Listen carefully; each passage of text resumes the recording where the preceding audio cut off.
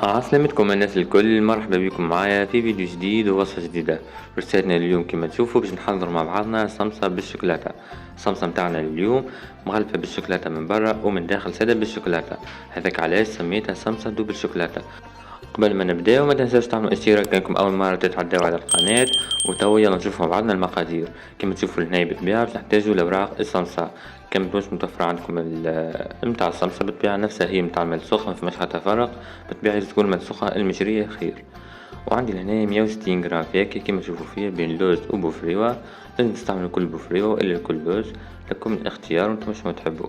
عندي هنا 30 غرام سكر محور. واللمسة هنايا اللي تميز صمصتنا اليوم بالشوكولاتة ان باش نستعملوا الباتا تارتيني اللي هي شوكولاتة الطلي. عندي هنا 2 ملاعق كبيرة ممتلئة، ومعاهم كما راكم قاعدين تشوفوا مغرفة من البور نوازيت. البور نوازيت هذيك هي الزبدة المغلية، سبق وحضرتها معاكم في فيديو تنخليكم الرابط باش تشوفوا طريقة التحضير متاعها كيفاش. دونك هذوما هما المكونات متاعنا بساط كما راكم قاعدين تشوفوا. بالعادة نخليكم تحت العنوان في صندوق الوصف. دونك نتعداو دلوقتي نشوف طريقة التحضير. هنا الفاكهة متاعي أول حاجة باش نحمرها ونعرجها في الفور. دونك هنا يلزمها نخليوها لين تحمر بالباهي وتكون ناضجة باش هكاكا تساعدنا بعد في الرحيان متاعها وتخرج لنا الزيت متاعها في ساعة. هنا الفاكهة باش نستعملها بات، لازم نرحيوها لين تولي بات يعني.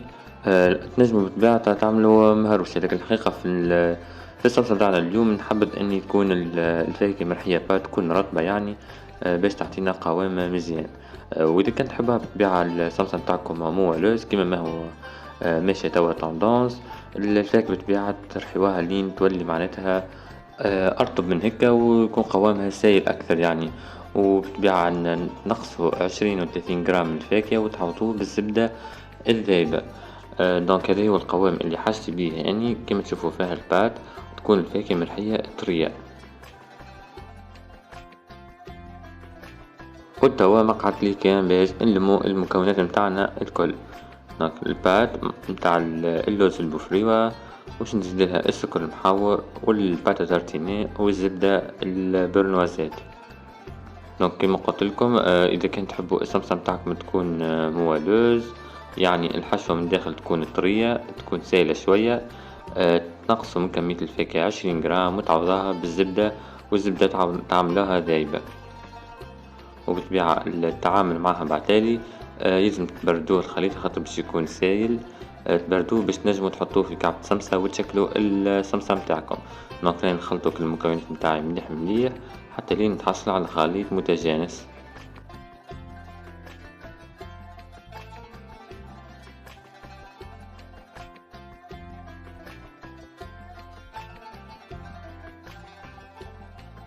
دونك هذا هو القوام اللي نحصلوا عليه، ماهوش مكبوس برشا كيما الصمصة العادية وماهوش جاري كيما متاع الصمصة موالوز. دونك تعداو تويك طريقة التشكيل. عندي هنا وراق الصمصة متاعي باش ناخذ الوراق هذوكم وباش نقص الأطراف كيما ماكم قاعدين تشوفوا. وبالنسبة للطول هنا أني قسمتها على 3 بالعين.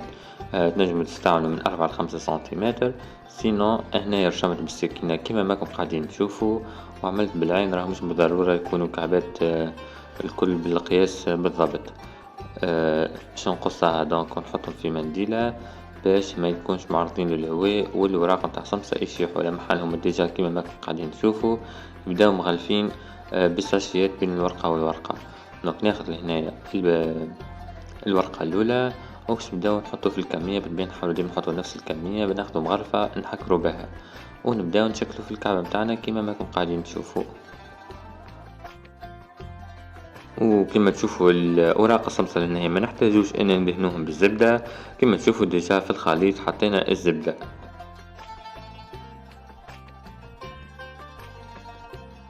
هنا حبيت نوريكم طريقة أخرى باش تحطوا بها البات. كيف راهم زوز عطونا نفس النتيجة والزوز ساهلين مهلين ما فيهم حتى شيء. بالنسبة للتسكيرة بالنسبة للتسكيرة متاع الصمصة كان نجمتوا معناتها فضلكم طرف ونجمتوا تدخلوه من داخل، سينو تنجم تخلوها الكعبة كيما هي راهو مش مشكل. ديجا الكعبات باش تحطوهم في الطبق بجنب بعضهم وباش تكون الكعبة مفرتة. دونك هذوما كعبات السمسة كيفاش حطيتهم. وهذه الكمية اللي تحصلت عليها استعملت بالضبط الباكو اللي شفتوه هذاك على حسب المقادير اللي ريتها. الباكو هذا اللي فيه 8 أوراق والورقة قصيتها على 3. دونك تويك باش ندخلوهم على الفور يكون سخون على 180 إلى 200 درجة، ونخليهم راهم ميشدوش برشا وقت من ربع ساعة لأربع دراج حتى لين يحمروا. الطون هنا اللي حمروا فيه باش نحضر الجلاساج اللي باش نعملو بيه الصمصة. دونك عندي لهنايا البوفريو متاعي رحيتها في الهشوار، وكما تشوفوا فيها قاعد نغربل فيها باش نتخلص من البارتي البودر، ويقعدوا لي كان الكعب متاع البوفريو هكاكا باش يجينا الجلاساج متاعنا سمح. دونك هذه هي الكمية متاع البوفريوة، حكاية 50 جرام ما أكثر تكون كافية على 150 جرام شوكولاتة نذوبوهم وتشوفوا بعديك كيفاش. دونك هذه الصمصة متاعي تويك حاضرة. مازلت كي خرجتها من الفور راهو الشكل متاعها يتخلص شوية، وضروري لهنا تحمروها باش تجينا بعديك هشوشة وتجي تتقرمش وبنة حاجة تعمل 66 كيف. وكيما ريت ديجا ما حطيناش لها بريكوسيون ولا حتى شي، راهي ما تحتاجش. وكا هاو تويكا مقعد لي كان باش نزينها او نعملو الكلاساج نتاعنا. دونك هنا الشوكولا نتاعي كيما قلت لكم عندي 150 غرام ذوبتها، وما تزيدولها حتى شيء لا حليب لا زبده، نزيدولها جوست هنا مغرفه زيت وكا هاو يكون كافي. ونزيدلها كمية نتاع البوفري وهكا تحصلوا على كلاساج روشي كيما تشوفوا فيه، راهو مايجيش جاري برشا. كان يكون جاري هكاكا كعبة صمصة ما تهزلناش كمية من الشوكولاتة باهية، وكان باش يكون عاقد مش باش يكفينا نغلفو الكميات نتاعنا الكل. دونك نبداو لهنا نحضرو طبق فيه بابي كويسون ونمشي نحطو كعبات الصمصة نتاعنا. وكا هو مقعد لي توكي كان باش ناخد كعبات الصمصة ونغطسهم في الشوكولاتة. في صورة مال هنايا عندكم كمية ما أكبر الشوكولاتة توليو تحطو تحتها بان ماري باش تقعد لكم دايبة وما تبردش وتصعب عليكم العملية. وكا هو دونك هذيما هما المراحل. راهي بالنسبة للصمصة المغلفة بالشوكولاتة راهي تقعد لمدة الصلاحية متاعها تدوم لكم، راهو ماهيش كيما اللي تبدا بالشهور، وتقعد كروستيونت وتتقرمش وتعمل 66 كيف.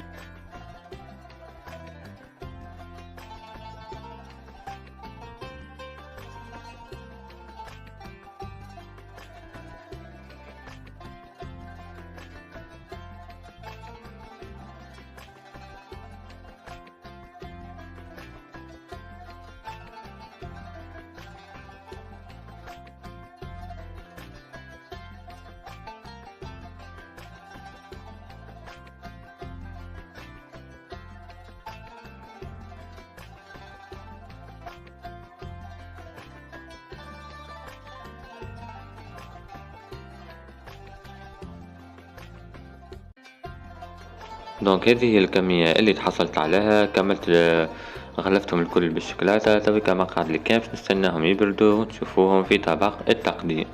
هنا بالنسبة لك البوفريوة اللي غربلتها كتر البودرة اللي قعدت لي حبيت نستعملها وزينت بها كعبات هيك بشطر اشطرهم بالبوفريوة.